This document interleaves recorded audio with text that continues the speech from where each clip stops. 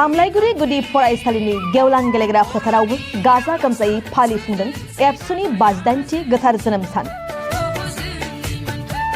1967 मायथाइनि 15 फेब्रुवारि थामहिनबा दिनैनि खालारावनो बर' हारिनि गेजेराव गावखौ माहारियारि सिनस्रि आफाद महरै बुहुमनि बिखायाव सिनायथि होबोनाय दुलाराय बर' फरायसा आफाद एबा एबसुनि दिनै 58थि गोथार जोनोम सान।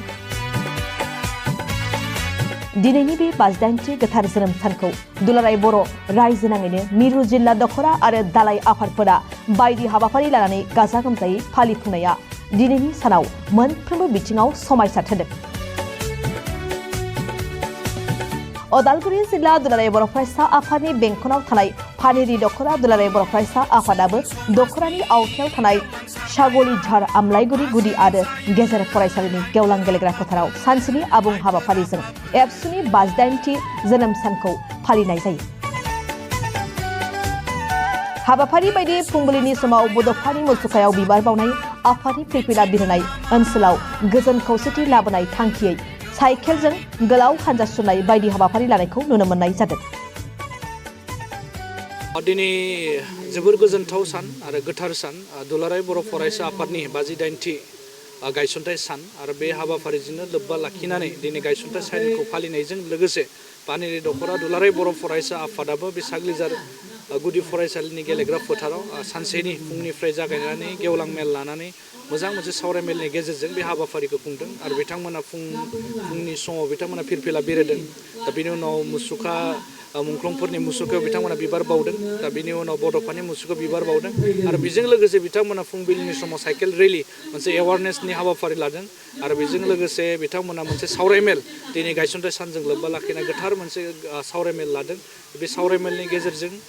बिथांमोना दखरानि ओनसोलाव थानाय गासैबो रायजो राजाखौ दिनै दुलाराय बर' फरायसा आफादनि गोथार सान जिथु 58थि गायसनथाइ साननि गाहाम हामलायनायखौ बिथांमोना जासिहरदों आरो बे हाबाफारियावनो दिनै गोबां बिथिंखौ सावरायनाय जादों। समाज जौगानायनि बाथ्रा सावरायनाय जादों, सोलोंथाइनि बाथ्रा सावरायनाय जादों आरो बे ओनसोलखौ जौगाहोनांगौनि थाखाय समाज बेबस्था, गामि आफाद, धोरोम आफाद गासैबो बिथिङाव माबोरै खामानि मावो बेफोर गासैबो बिथिङाव दिनै मोनसे सावरायमेल गोथारै मोजां मोनसे हाबाफारि जानानै थांदों। दिनै नुनो मोन्दों जिहेतु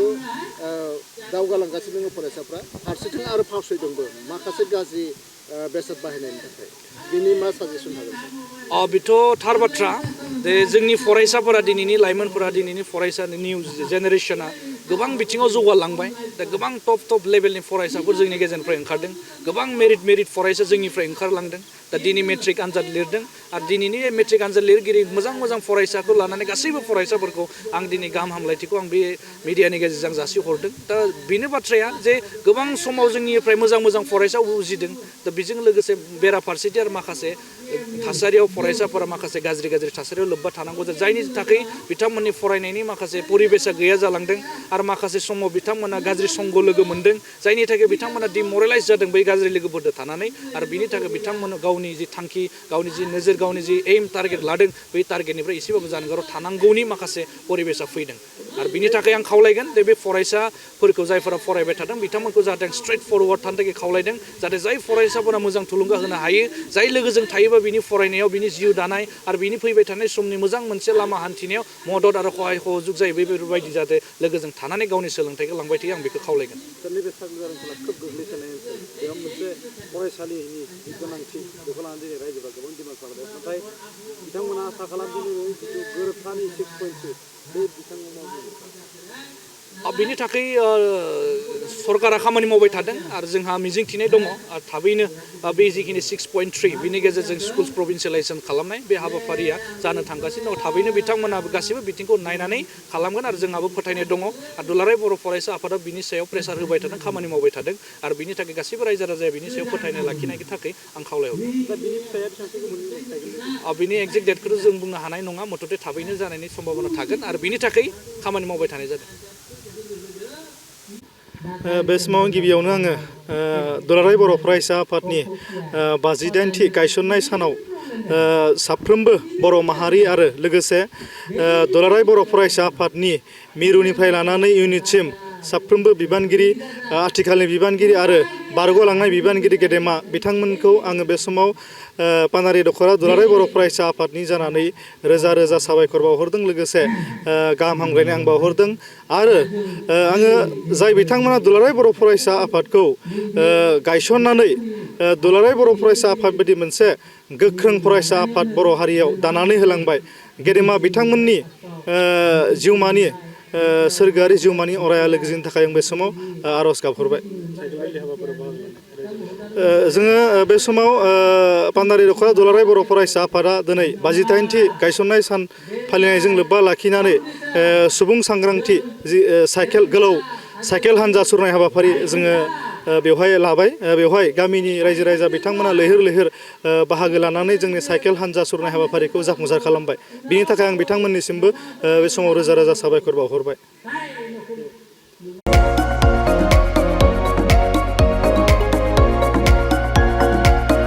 क'क्राझार सहरनि गथ'सा लाइमोनफोरनि थाखाय गोजोनथाव खौरां क'क्राझाराव गिबि खेबनि थाखाय गोदानै बेखेवदों इउनिभार्सेल गेम जन मुंनि मोनसे डिजिटेल गेलेमु सेन्टार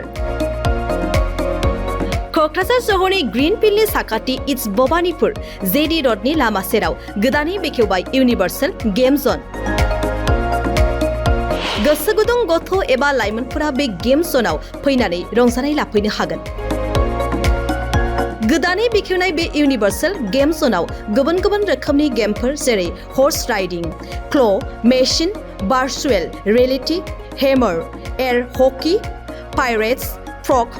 माग shooter bike racing car racing basketball पान्सिं बायदि बायदि गेलेमुनि रंजानाय लाफैनो हागोन बेनिखायनो गाव गावनि गथ'फोरखौ गोदानै बेखेवनाय बे इउनिभार्सेल गेम जनाव दान्दिसे सम लाबोनानै गुबुन गुबुन रोखोमनि गेलेनायनि खाबुखौ बाङायल' फिस होनानै रंजानाय लाहोनो हागोन